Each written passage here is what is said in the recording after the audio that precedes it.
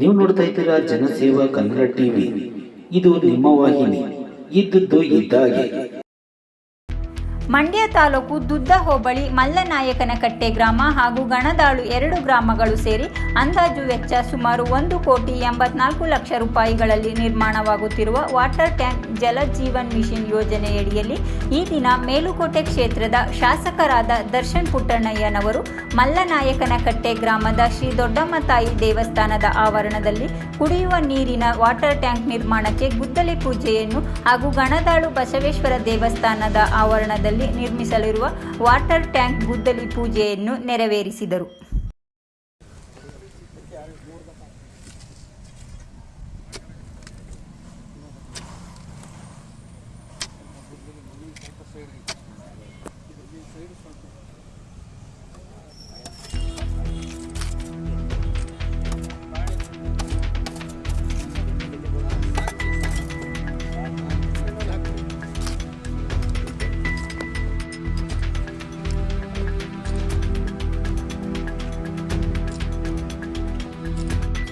ಇಲ್ಲಿ ಮಲ್ಲನಾಯಕನಕಟ್ಟೆಯಲ್ಲಿ ಇವತ್ತು JJM ಪೂಜೆ ಮಾಡಿದ್ದೀವಿ. ಇದು ಮತ್ತು ಮಲ್ಲನಾಯಕನಕಟ್ಟೆ ಮತ್ತು ಗಂಗಾವತಿ ಸೇರಿ 84 ಲಕ್ಷ ರೂಪಾಯಿ ವೆಚ್ಚದಲ್ಲಿ ಮನೆ ಮನೆಗೂ ನೀರು ಕೂಡ ಸರ್ಕಾರದಿಂದ ಪ್ರಾಜೆಕ್ಟಿನ ಜನಗಳಿಗೆ ಅನುಕೂಲ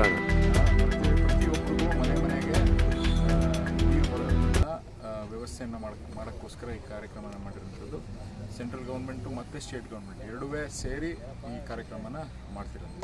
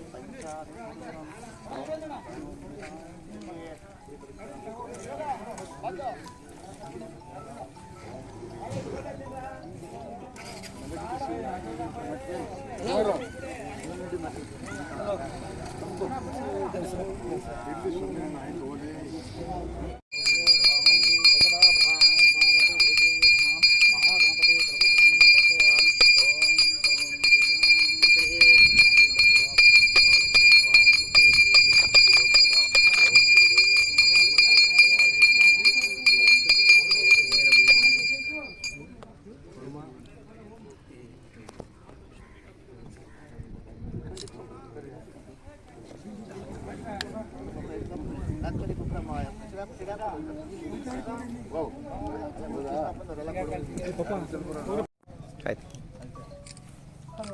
ಆರೇ ಹೊಡಿರಿ.